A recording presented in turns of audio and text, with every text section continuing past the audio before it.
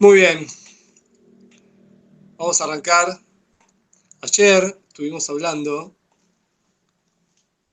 bastante sobre lo que tenía que ver con Yetziat Mitzrayim, específicamente sobre lo que es la esclavitud, y definimos, estoy haciendo un mini resumen para los que no pudieron estar ayer, porque esto está continuado. Esto tiene que ver con dos cosas que estuvimos analizando ayer. Una tiene que ver con una promesa especial de Boreolam para sacarnos de allá. Mitachat Siblot Mitzrayim, dice el pasuk. Te voy a sacar del peso, de la pesadez de Mitzrayim. Podría haber dicho, te voy a sacar de Mitzrayim, porque es Siblot Mitzrayim. Entonces, hay un rap que trajimos ayer, el Rebbe de Gur, que decía que te voy a sacar Mitachat Siblot Mitzrayim, Sebel Melashon, tolerancia. Te voy a sacar de la tolerancia que vos tenés con la esclavitud. Existía una situación donde uno puede volver a esa situación que tanto lo perjudica y sin embargo intentar retornar como si eso no ocurriera.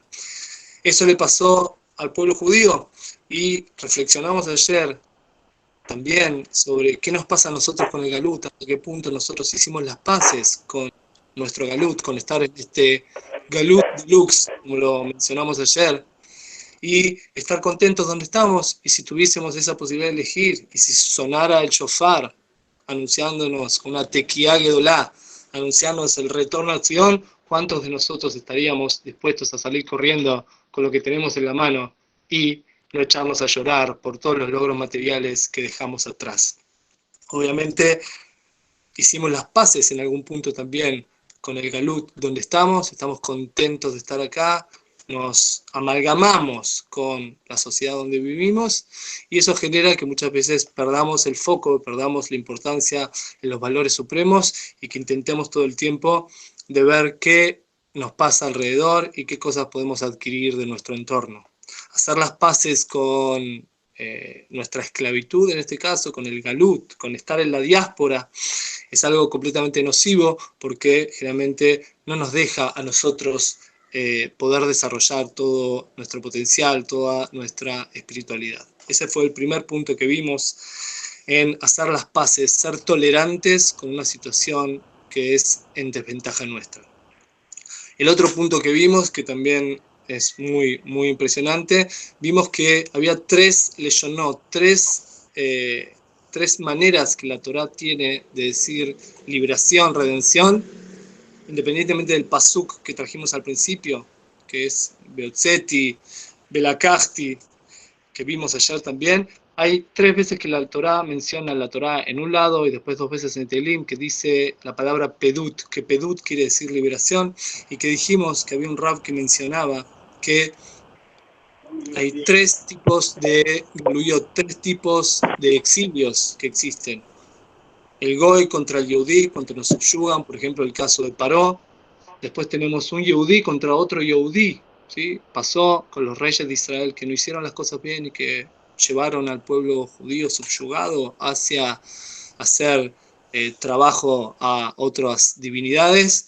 Y después, y lo que mencionaba el Rab, y lo curioso para nosotros, y que es el punto neurálgico, el punto central que tenemos que trabajar, es el galut de uno mismo.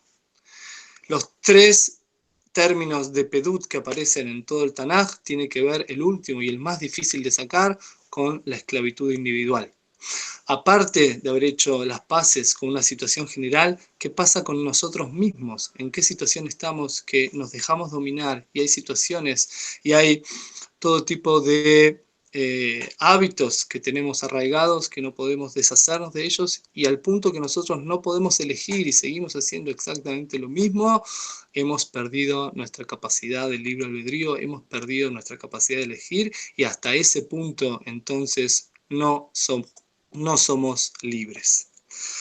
Teniendo estas dos variables ahí en juego y definiendo entonces Mitzrayim como esta situación de alerta que nos pone la Torá una vez al año para redefinir todos nuestros conceptos y entender cómo eso a nosotros mismos nos tiene que hacer reflexionar hacia dónde estamos y cuáles son las cosas que nosotros tenemos que llegar.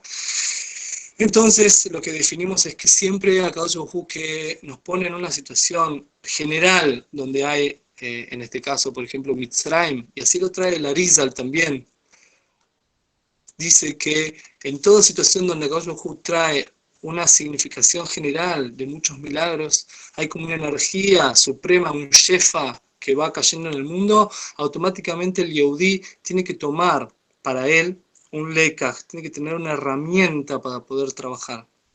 Como si fuera que Akadosh Baruj Hu nunca manda el mensaje sin dejar procesar, que el Yehudí agarre lo que tiene que ver con la herramienta para poder procesar toda esa información. Y así pasó en Mitzrayim. En Mitzrayim, de hecho, las Makot, las plagas duraron exactamente un año.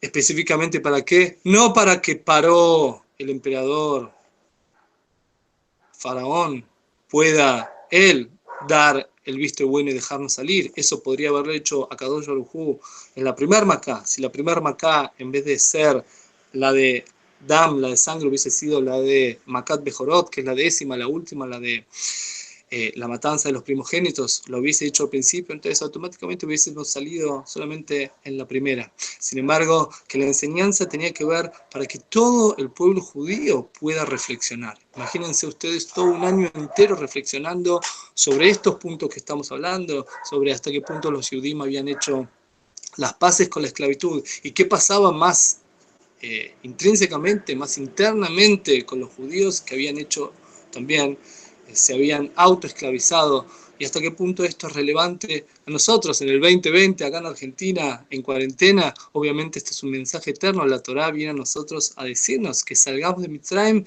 Piruyó, no solamente que es un día de recordación como el 4 de julio, un día de la independencia, 25 de mayo, que festejamos y comemos pastelitos, no, acá hay un trabajo espiritual profundo, una limpieza profunda, una autoevaluación, una introspección en la cual nosotros tenemos que definir cuáles son nuestros objetivos, hacia dónde estamos yendo y hasta qué punto hemos perdido la rienda de toda nuestra espiritualidad, dejando a merced de todas esas cosas y todas esas variables y miserias humanas que nos va manejando y que no las podemos no las podemos dejar.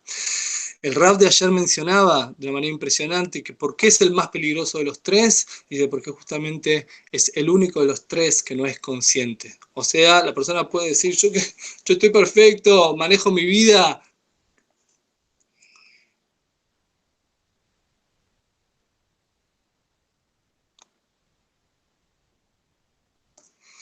Yo estoy acá, manejo mi vida, estoy específicamente libre, yo manejo, hago lo que quiera. Cuando la persona se mira al espejo, dice, yo soy el que domina absolutamente mi mundo, y sin embargo sabemos que él está completamente dominado por pasiones y por situaciones que lo van llevando de un lado al otro, en búsqueda de lo que es bienes materiales y dinero, en búsqueda de lo que tiene que ver con lujuria, con otros placeres mundanos, con la búsqueda de reconocimiento, con la búsqueda de ser famoso o reconocimiento externo. Entonces, ¿hasta qué punto nosotros vamos a poder trabajar sobre esos puntos?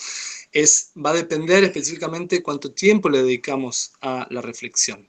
Por eso mencionábamos ayer también, y con eso intento cerrar la idea de ayer para poder avanzar, tenía que ver con los 7 días de Pesaj. Ustedes saben que en la Torá no hay nada casual, no hay nada azaroso. Si acá nos están diciendo que tenemos 7 días de Pesaj, es porque la abodá, el trabajo espiritual que se nos requiere a nosotros, es específicamente mucho. Por eso tenemos más días. A más días de festividad, más el trabajo de interiorización que tenemos que hacer, de introspección, para ver cuáles son aquellos puntos que nosotros tenemos que ir ajustando, que a lo largo del año se nos han perdido de foco, se nos han salido del eje, estamos descentrados en algún punto, y por eso es que tenemos que volver al centro. ¿Y cuál es el centro? Obviamente para nosotros vamos a definir que el centro es la Torá, y lo que los Hagim nos vienen a enseñar es esa forma de volver a hacer un tikkun, de hacer un arreglo, ¿sí? De reestructurar todos esos errores y volver a la senda correcta y volver a la ruta prometida. Quería entonces mencionar hoy sobre este punto también de Mitzrayim, que ustedes saben que las mitzvot, hay una discusión muy grande, si las mitzvot hace falta kavaná. Ustedes saben, intención. Nosotros sabemos que las mitzvot tienen una parte de acción y una parte de machshavá, de pensamiento. Eso se llama en hibrid kavaná, que es lo hago porque Hashem me lo pidió. Estoy haciendo esto porque Boreolam me lo pidió. Por ejemplo, en la matzá, uno sería como la matzá, sería el acto físico, y después pienso que en el momento de comer la matzá, pienso las explicaciones que dan los sabios de por qué la matzá la estoy comiendo, no solamente porque Boreolam me lo ordenó, que eso está muy bien, sino aparte porque esto viene a decir porque es el lejem oni, es el pan de la aflicción, el pan de la pobreza, como dice al principio de la Agadá, o porque, como dice al final de la Agadá, que Bejipazón y Atzanu Mitzrayim salimos de una manera muy presurosa y por eso no tuvimos tiempo de prepararnos nuestras viandas y tuvimos que salir con las masas sin poder leudar. Esas son las dos explicaciones. Sin embargo, nosotros sabemos que en la Torá, en general, no alcanza con buenas intenciones. Uno se escucha mucho en la calle que la persona dice, bueno, pero ¿qué es todo este cumplimiento? ¿Qué son todas estas cosas que ustedes hacen? No alcanza con ser buena persona, yo tengo un buen corazón, buenas intenciones. Para la Torá, obviamente, la acción es preponderante, hay que activar, hay que accionar. Ahora, inversamente, acción sin pensamiento también está mal. Por eso que la Gemara, el Talmud, en algún punto puede analizar este punto de entender, ¿sí? De entender cuánto es lo que la Torá nos pide a nosotros. ¿Tenemos que tener solamente la acción o tenemos que tener también el pensamiento? El Talmud, sépanlo, el Talmud define que realmente si una persona hace la acción, con eso alcanza.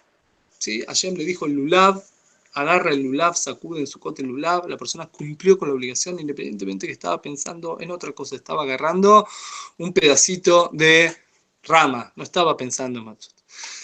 Sin embargo, hay algunas mitzvot en particular que la condición de la kavaná, de la intención, es sine qua non, es obligatoria. Si uno no pone kavaná, entonces no cumplió con la obligación aunque lo haya hecho. ¿Cuál es el ejemplo clásico de eso? El ejemplo clásico de todo eso tiene que ver, por ejemplo, con la tefilá. Nosotros sabemos si la persona se pone a hacer la tefilá y a repetir palabras como un loro y sin embargo no está pensando en nada, está pensando absolutamente en el trabajo, en la esposa, el esposo, en el coronavirus, en lo que fuera, entonces la persona no cumplió con la obligación. ¿Por qué no cumplió con la obligación? Dice el Shlach Kadosh, dice, porque una tefilá sin kavaná es como un cuerpo sin alma.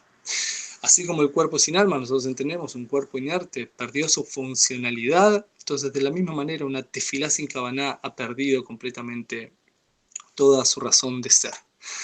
Rabban Gamliel, en la Agadá, dice que hay 3 mitzvot en Pesaj que tienen que ver específicamente con esto que estamos hablando. No alcanza solamente con ingerir los alimentos, no alcanza solamente con hacer el ritual, sino que tiene que ver con el pensamiento. Si uno no piensa en ese momento en esas 3 cosas, entonces no cumplió con la obligación. Y son mitzvot, son preceptos esenciales de Pesaj, que son Pesaj, Matzah y Maror. El Corbán de Pesaj, que viene a dejar de lado todo lo que era la idolatría. Matzah, que vamos a hablar ahora. Y Maror, que tiene que ver específicamente con la aflicción, con la dureza de la esclavitud. Si uno no pone Kavaná en estas 3, entonces no cumplió con la obligación. Y por eso que al final de la Agadá, estas 3 mitzvot las mencionamos y las marcamos puntualmente, específicamente, para que además de la ingesta, o sea, además del comer, pongamos la adecuada kavaná. Ahora, nosotros dijimos que si esto es así, Pesaj, Matzah y Maror, tenemos una dificultad acá de entendimiento. ¿Por qué viene la Matzah y después viene el Maror? Según lo que nosotros mencionamos ayer, primero ellos fueron esclavos y después salieron en liberación. En el raconto de la Agadá, esto tendría que estar invertido. Primero tendríamos que mencionar el concepto general del maror, que es la aflicción, que es las hierbas amargas que nos hacen sentir y rememorar la aflicción y la amargura que tuvieron nuestros antepasados. Y recién después poder tener la situación de la matzá, que habla de esa salida, de esa libertad, que es el pan de la liberación. Lo que quiero mencionar con todo esto que estoy hablando es este punto del pasaje difícil de la esclavitud a la libertad, que a veces funciona de una manera que necesita un poco de tiempo, y esto me parece imperativo que nosotros lo podamos entender. Nosotros sabemos que la matzá representa justamente esa salida de Mitzrayim. Pero presten atención, ayer mencionábamos que los Yehudim, desde que salieron hasta que verdaderamente fueron libres y recibieron la Torá, tuvieron un montón de veces una situación de querer volver a la situación anterior, de querer volver a la situación previa, que era una situación de esclavitud. ¿Cómo puede ser si ellos ya estaban libres? El punto es que ellos no se sentían libres todavía. Parece que hay un gap, hay un puente, hay un impasse que se arma entre el concepto intelectual de ser libre y el sentimiento y esta sensación espiritual de placer que se siente cuando uno entiende que verdaderamente la persona fue liberada. El Rabbi Twersky dice en uno de esos libros una cosa impresionante, y por eso vamos a entender ahora por qué el maror viene primero y después viene recién la matzá. Dice, porque cuando nosotros tenemos, dice Raptowski, por ejemplo, que él que se ocupó mucho de tratamiento de alcohólicos, dice que había una persona que mucho tiempo no quería entrar en tratamiento de recuperación. Dice, entonces estaba y se impedía, no quería, ponía excusas, hasta que en un momento, después de un tiempo, entró en proceso de recuperación y le dijo a Raptowski una confesión. Le dijo, mi peor día estando sobrio, mi peor día en una etapa de sobriedad es mucho mejor, pero por lejos mejor que el mejor día de cuando estaba inmerso en una situación de alcoholismo. Pero presten atención, impresionante. ¿Cuándo esto lo pudo decir? 3 años después que había empezado el proceso de recuperación. Quiere decir que muchas veces una persona solamente puede ver lo mal que estaba en esa situación tiempo después, cuando la persona recién ha pasado un tiempo prudencial. Muchas veces depende de cada persona, no hay cifras fijas, pero entiendan esto, que una persona puede ser que recién de mucho tiempo después pueda tener los logros de esa realidad espiritual que se le hizo concreta. Esa situación entre el pensamiento y el acto, a pesar que el acto ya lo hizo, pero los resultados pareciera ser que son beadragá. Los jajamim en la Agadá nos vinieron a decir exactamente eso, por eso el simbolismo del maror está puesto justamente después, ¿sí?, de la matzá. Dice Pesach, matzá o maror, Pesach, matzá o maror. Solamente vas a poder entender el maror si primero estás en un estadio donde pudiste completar completamente la liberación. Y eso puede ser que eso sea después, eso puede ser que lleve un tiempo. Por eso a no desesperarse cuando la persona cuando la persona sale de esa situación de esclavitud, hay un momento donde uno tiende a decir, bueno, no me siento tan bien, o no estoy, tendré que ir para atrás, tendré que volver a mi zona de confort, esa zona de confort donde la persona no quería progresar en espiritualidad. Sin embargo, los jajamim nos dicen que tenemos que esperar. El mensaje de que Pesaj viene después de Maror es que el Maror se puede entender solamente una vez que estás completamente liberado. Y eso lleva un poco de tiempo, así que paciencia con las adquisiciones que vamos a hacer en Pesaj. A veces nos va a llevar un poco de tiempo, pero créanme que es tremendamente satisfactorio sentir esa sensación de que uno se ha liberado, de uno que ha podido sacarse de encima todas esas presas, esas amarraduras que tiene la persona y que no lo dejan despegarse en espiritualidad. ¿Está bien? Ahora, volviendo al tema que estábamos hablando, ¿cuál es la llave entonces? ¿Cuáles son esas herramientas que veníamos mencionando antes que Akadosh Baruj Hu nos da para que nosotros podamos salir del problema? Identificamos el problema como hacer las paces con la esclavitud, esclavo de uno mismo, torturado por las propias pasiones que no lo dejan salir y la persona ni siquiera es consciente de todo eso. ¿Cómo transformarnos en personas verdaderamente libres? Ese es el desafío que nosotros tenemos. La pregunta sería, ¿qué es esa herramienta? ¿Cuál es? Y ustedes saben que nosotros, obviamente, la actriz central de toda nuestra película se llama la matzá. ¿sí? El panásimo, esta matzá que no ha podido leudar. La diferencia entre Pesaj, entre matzá y hametz, ¿ustedes saben cuánto es? Un segundo. Ustedes saben que si tenemos en Pesaj, tenemos una situación de matzá y hametz, cambia 18 minutos y un segundo. Si una persona tiene una masa y la deja sin tocarla y sin estar todo el tiempo en contacto con ella, hasta que empieza a fermentar, 18 minutos y un segundo, la masa alágicamente se ha transformado en una masa de hametz. Quiere decir que la diferencia es tremendamente minúscula, pero completamente esencial.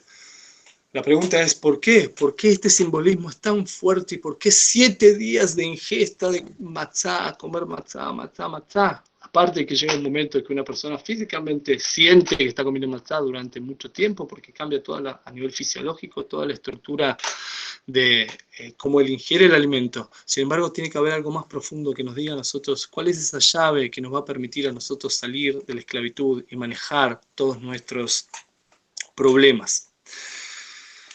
Ustedes saben que hay una alajá muy curiosa, que es que los alimentos prohibidos, si una persona tiene una olla cocinando carne y se le cae un alimento prohibido, por ejemplo leche, para no mezclar carne con leche, ustedes saben que hay una alajá en la Torá que se llama Batel Beshishim.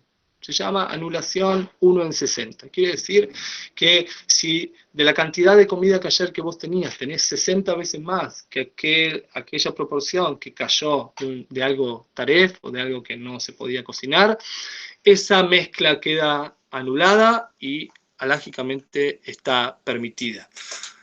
Ustedes saben que eso es en el resto de las comidas, en el resto de los animales, por ejemplo, un pedazo de cerdo, un pedazo de leche, lo que fuera.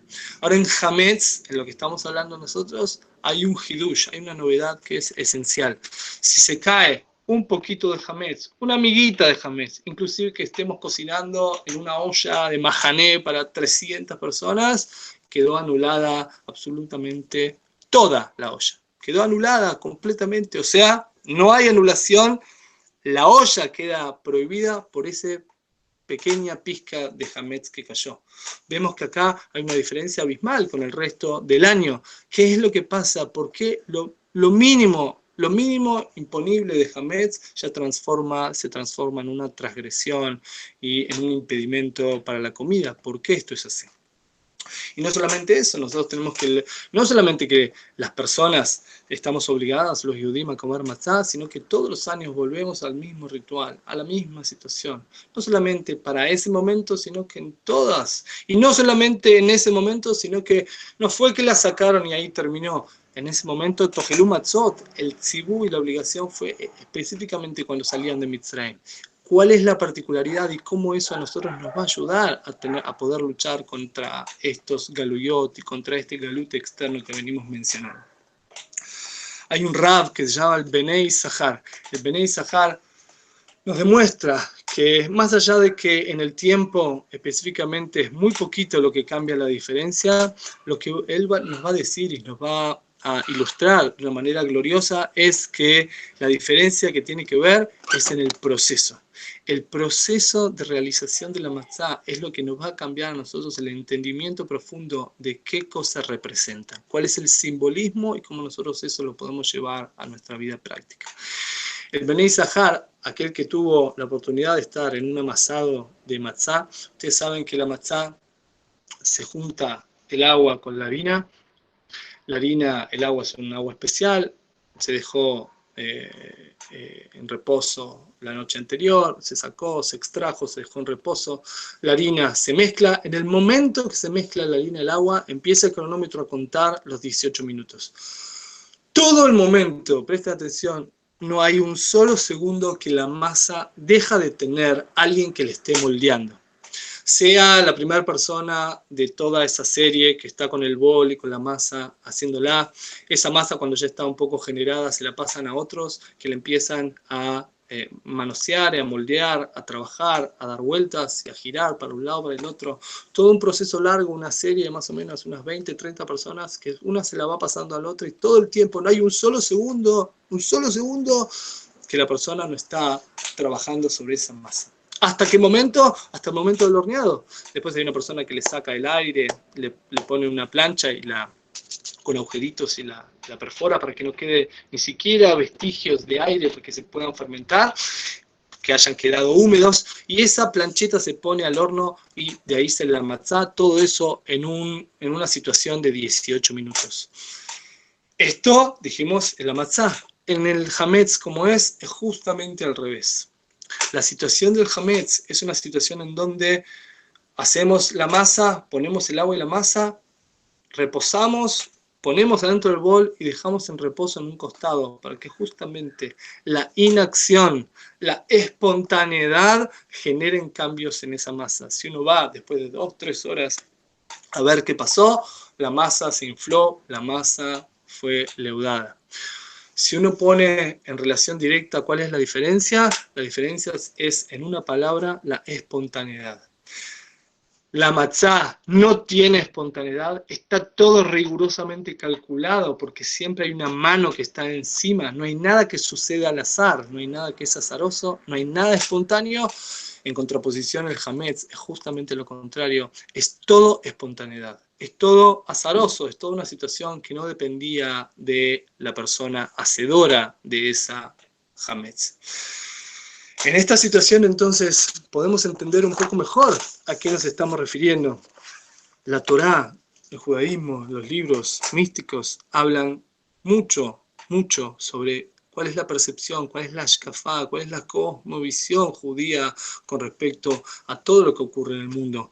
Nada ocurre por sí solo. No hay nada en el mundo que ocurra si de arriba no dicen que eso tiene que ocurrir. Hay una máxima en el Talmud que dice: Akol bidei shamaim hutz meirat shamaim.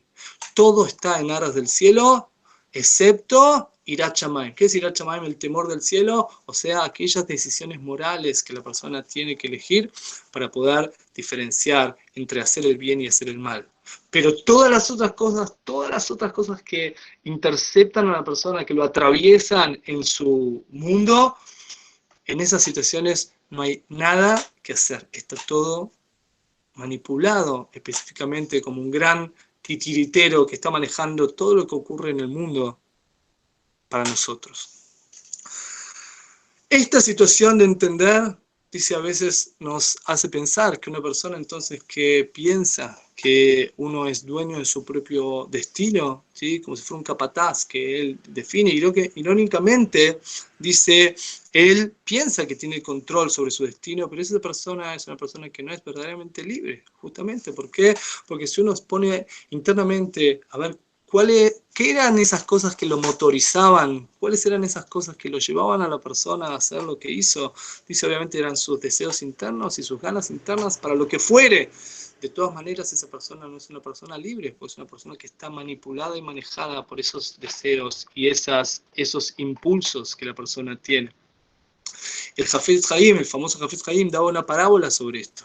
Imagínense una persona que está viajando en un tren, dice, y se va al lado de la locomotora, ¿sí? Del lado de adentro, y empieza a empujar el vagón.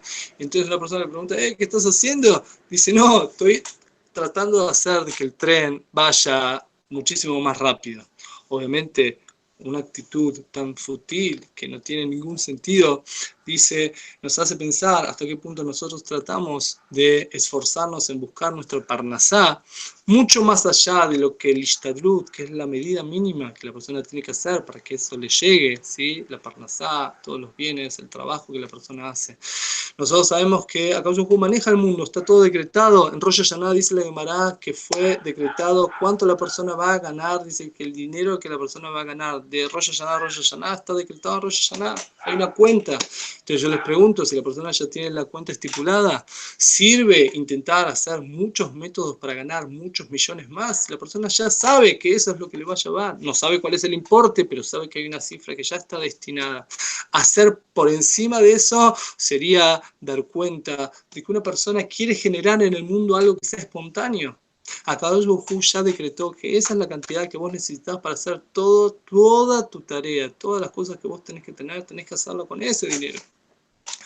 Darle lugar a todas estas situaciones de espontaneidad atentan contra el simbolismo absoluto de la matzá. La matzá, entonces, Rabotai, nos viene a enseñar y nos viene a decir que nosotros pensemos, reflexionamos hasta qué punto el lugar que nosotros le damos a Boreolam en nuestras vidas. ¿Y cuál es la percepción? Imagínense, hay un rab que se llama el Baal Shem Tov. El Baal Shem Tov decía que si una persona da una palada en la tierra y deja caer la tierra para un costado, obviamente cómo se van a disponer esas tierras, esos granos de tierra que caen, algunos para la derecha, algunos para la izquierda. Dice el Baal Shem Tov, inclusive los granos que van para la derecha y para la izquierda están contados cuáles son aquellos que van para allá y cuáles son aquellos que van para el otro lado. Imagínense qué impresionante. Hasta qué punto Akadosh Baruj Hu maneja el mundo y cómo nosotros lo tenemos que internalizar. Y cuánto nos cuesta. Estamos todo el tiempo en el medio de la película pensando que somos nosotros. Verdaderamente todo lo que tiene que ver con el virus que está dando vuelta es justamente un jaque mate a esta situación que nosotros pensábamos que teníamos el dominio sobre absolutamente todo. Podemos hacer todo, llegamos a la luna, cohetes, satélites, impresionante. Hay una bacteria minúscula que no se ve en el microscopio, 100 veces un microscopio necesita focalizar para poder percibirla, y está haciendo absolutamente un destrozo total. Pero ¿cómo no estaba en tu mano? No, nadie tiene absolutamente la posibilidad. Ahora esperemos que pronto sí, pero no tenemos la situación. ¿Y todo por qué? Porque una señora, un señor comió algo que no estaba bien y eso se esparció en forma de virus para toda la humanidad. ¿Somos dueños o no somos dueños? El mensaje de la matzá está más latente que nunca. Akadosh Baruj Hu maneja el mundo como él quiere. Obviamente no vamos a poder entender siempre cómo esto es bueno, cómo esto es malo, porque a mí me parece que tendría que ser distinto. Es verdad, no lo vamos a poder entender. Dice, Ilu Yadativ Aitiv. Si yo entendiese cómo piensa Akadosh Baruj Hu, sería Akadosh Baruj Hu. Como eso es imposible, obviamente no somos, hay una limitación en la capacidad de reflexión humana, no podemos entender todos los planes divinos. Lo que sí podemos hacer es aferrarnos a toda la enseñanza de la Torá y de los sabios que nos dicen que justamente ese es el mensaje de la matzá. Y ese es el mensaje para luchar contra nuestras propias limitaciones. La mayoría de las limitaciones que nosotros tenemos es porque le damos rienda suelta a la espontaneidad, rienda suelta a esas situaciones que se nos van de las manos y que decimos, hacemos lo que pinta, hacemos, esto sí, esto debe ser así, no, esto no es tan severo, esto puede ser un poquito de esta manera. Y sin embargo nosotros sabemos que los jajamim nos dicen específicamente, la matzá nos viene a enseñar, no hay espontaneidad. Así como en la matzá, las manos todo el tiempo están moldeando, amasando esa masa y no la dejan ni un segundo porque se hace hametz, de la misma manera nosotros tenemos que entender que ese es el concepto a interiorizar y que nos da la matzá. Pero como dijimos al principio, la matzá comiéndola, por más que sea Abodat Yad, hecha por un rab de Lakewood, fabuloso, con todos los sidurim, si nosotros no vamos a poder llevarnos el mensaje de la matzá, habremos hecho solamente una parte. Como decía Rabban Gamliel, la matzá es una de las cosas que hace falta, Kavaná también. Si no vamos a poder, entonces no vamos a poder no hacer las paces con nuestra esclavitud y menos que menos vamos a poder salir de nuestra esclavitud interna. Nuestra esclavitud interna tiene que ver justamente por no ser dueños de nuestros propios impulsos y por dejarlos a ellos manipular toda nuestra vida. Una persona, obviamente, que define que la parnasá está definida de un año al otro y deja que su impulso lo lleve hacia buscar más dinero, obviamente está trabajando más para el hametz, para el concepto de hametz, que para el concepto de matzá. Ahora, si matzá representa ashgajá pratit, si matzá representa lo que tiene que ver con la providencia divina, que Akadosh Baruj Hu está todo el tiempo sobre nosotros, esto es tan difícil, ¿no? Los Gimel y Karim, Akadosh Baruj Hu Mashgiach está supervisando absolutamente todo lo que nos pasa en nuestro mundo, todas las variables y todos los escenarios que nosotros tenemos están plenamente calculados para nuestro bien, para que nosotros podamos desarrollarnos al máximo como Yudim, cada uno en su escenario, este con este problema, el otro con este con esta variable y este con esta virtud, cada uno con lo que le tocó el mejor escenario posible. Pero si esto es así, si la matzá es así, tendríamos que tener una prohibición de comer hametz el resto del año. ¿Cómo puede ser? Que prohibamos el hametz. El hametz simbólicamente está malo.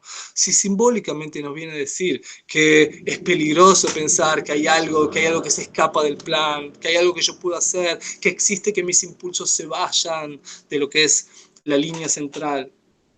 Prohibamos el hametz, absolutamente todo. A esto hay una respuesta. La respuesta es que Besrat Hashem, si Dios quiere, si nosotros vamos a poder adquirir todo el pensamiento de Pesaj como corresponde en las 2 noches del Seder, tenemos 2, ustedes saben, en Israel hay una noche sola del Seder, nosotros tenemos el Galut, a veces uno se cansa un poco, pero la realidad es que uno lo tiene que ver para el otro lado. Tenemos una práctica y una buena, podemos repetir y podemos avanzar en pensamiento y en crecimiento. Tenemos los 12 Darim y los otros 5 días y otras 2 noches para poder pensar en cuál es el simbolismo de la matzá.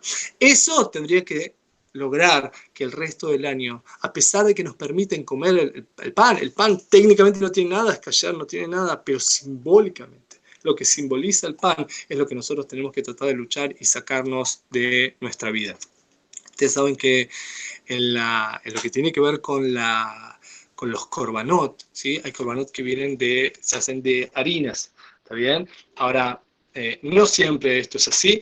El único, hay otros que se hacen con matzot. La mayoría se hacen con matzot. Hay solamente 2 korbanot de los farináceos, de las harinas, que se hacen con harina. ¿Cuáles son? Uno es el korban todá y el otro es el korban de los 10 panes de Shavuot. Los 10 panes de Shavuot y el Korban Todá, el Korban del sacrificio de agradecimiento, son las únicas 2 excepciones. Y presten atención porque esto también nos da una llave para poder seguir luchando el resto del año. Las 2 maneras que tiene la Torá de permitirnos el Hametz en los Korbanot son con la condición que se cumplan 2 cosas. Una, por ejemplo, el Korban Todá. ¿Qué es el Korban Todá? Agradecerle a Boreolam.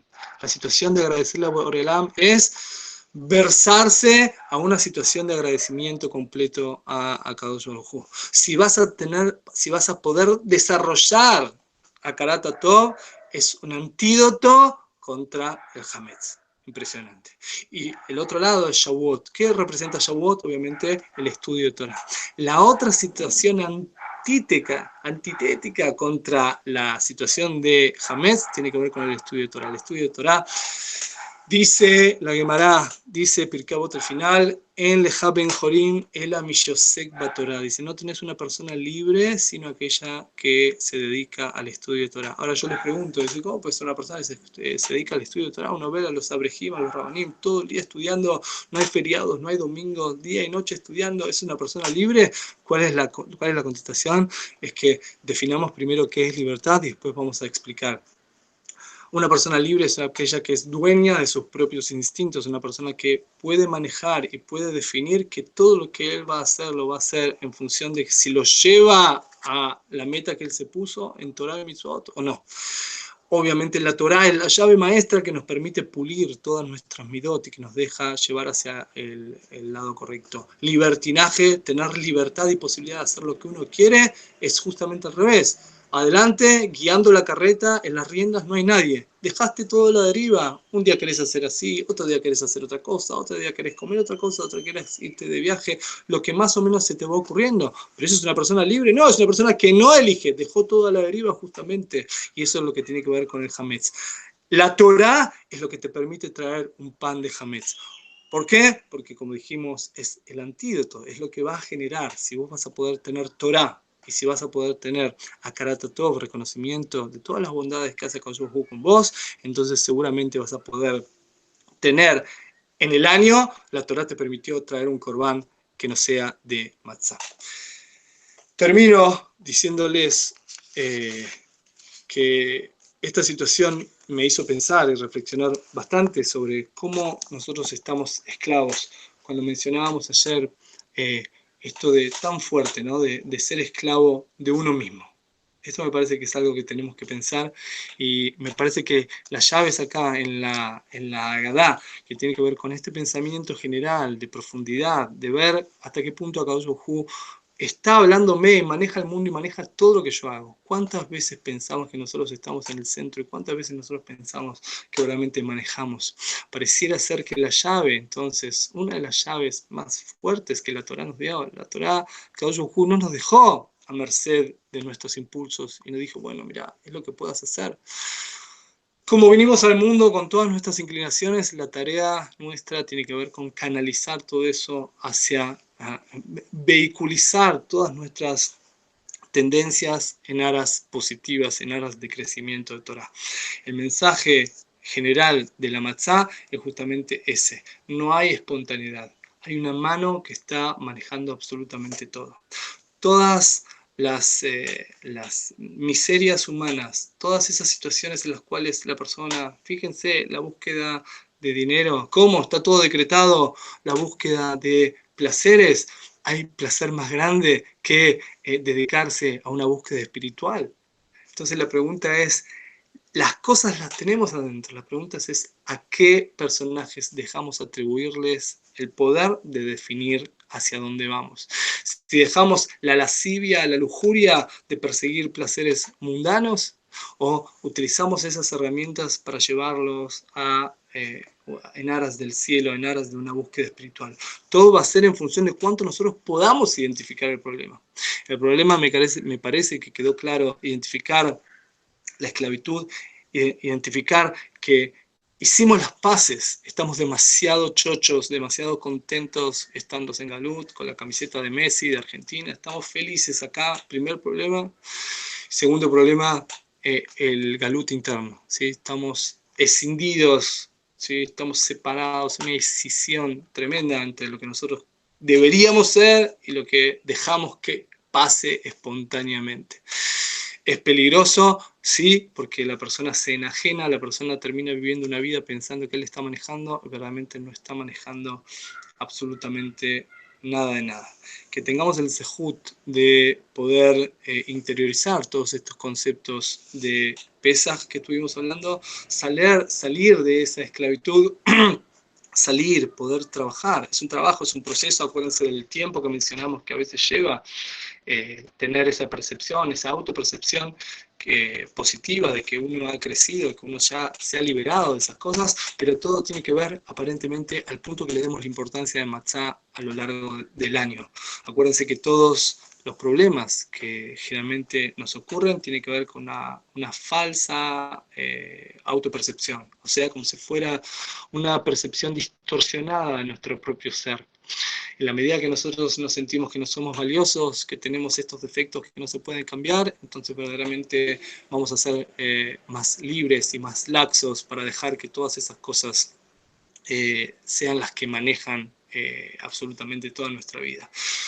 Obviamente reconocer las virtudes que uno tiene, identificar todas las cosas que uno tiene positivas es la llave también de lo valioso que tenemos como seres humanos y lo que se espera de nosotros. Somos seres que podemos llegar a ser homo spiritus, como dicen los jajamim, dicen, no somos un homo sapiens, somos homo spiritus, podemos llegar a niveles impresionantes, celestiales, si es que hacemos el trabajo. Estamos metidos, inmersos en el galut, inmersos en un galut interno, pero el llamado, el clamado de Pesaj es libérate a vos mismo y intentá hacer lo que debieras ser.